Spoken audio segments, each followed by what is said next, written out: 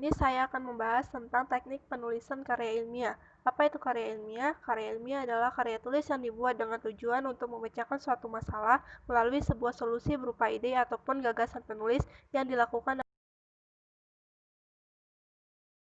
Selanjutnya ada sikap-sikap ilmiah. Yang pertama teliti, 2 objektif, 3 mampu menuangkan ide, 4 mampu membedakan antara fakta dan opini, 5 kompeten, 6 berani, 7 kritis, 8 tidak plagiat, dan 9 tidak takut gagal.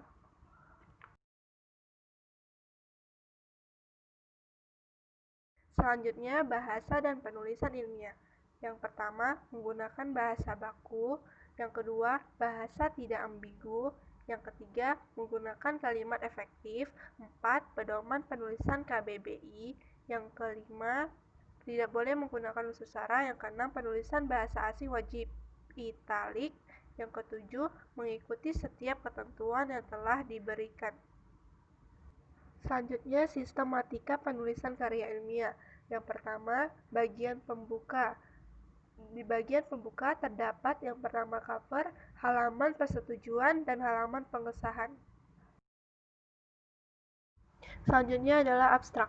Abstrak adalah penjelasan singkat berupa isi dari suatu tulisan ilmiah baik karya tulis, artikel, jurnal, dan lain-lain.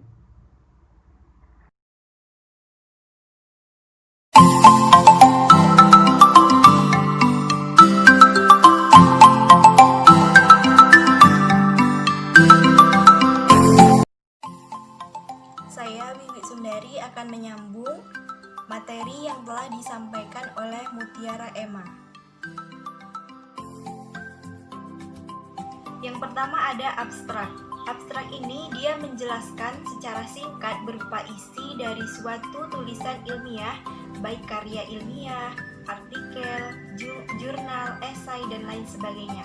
Abstrak juga bisa dijelaskan dengan sebuah ringkasan ringkasan isi dari sebuah karya tulis ilmiah yang ditujukan untuk membantu seorang pembaca agar dapat dengan mudah dan cepat untuk melihat tujuan dari penulisan tersebut. Sebuah abstrak ditulis dalam satu paragraf yang menerangkan keseluruhan isi tulisan secara singkat dan jelas.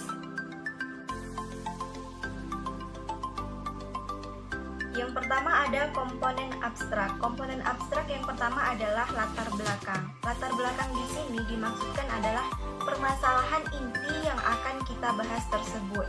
Yang kedua ada tujuan. Nah, tujuan ini dimaksudkan kenapa kita buat judul tersebut. Apa tujuan kita dalam pembuatan penelitian tersebut gitu.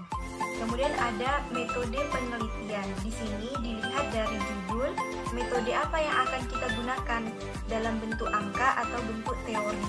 Kemudian ada kesimpulan. Kesimpulan dari si judul tadi gitu. Kemudian ada kata kunci. Kata kunci di sini yaitu bertujuan untuk fokus dalam penelitian atau objek yang akan kita teliti.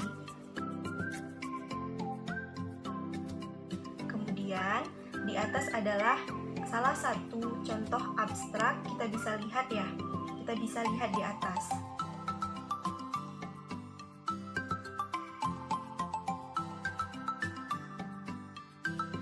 Selanjutnya ada bagian inti karangan. Yang pertama ada pendahuluan. Teman-teman pasti sudah mengerti ya bagaimana cara membuat pendahuluan. Kemudian ada latar belakang masalah. Latar belakang masalah di sini yaitu alasan penulis mengambil judul tersebut. Yang ketiga ada perumusan masalah.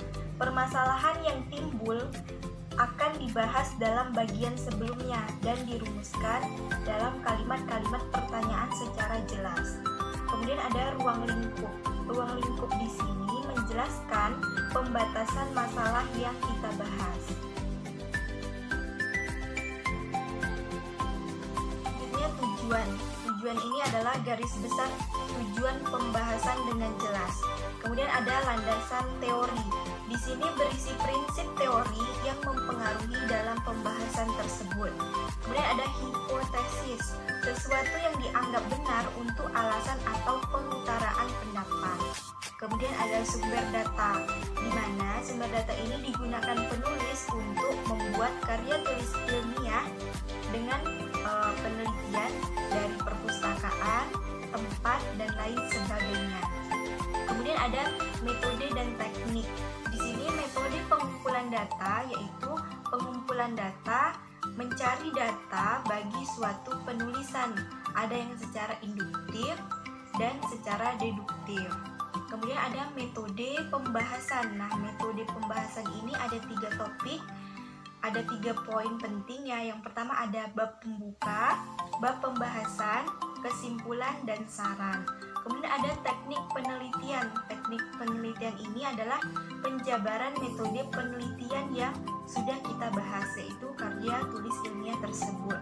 Kemudian yang terakhir ada bagian penutup, yaitu daftar pustaka.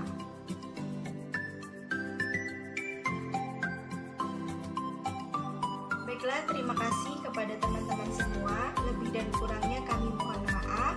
Kami dari kelompok 9, semoga teman-teman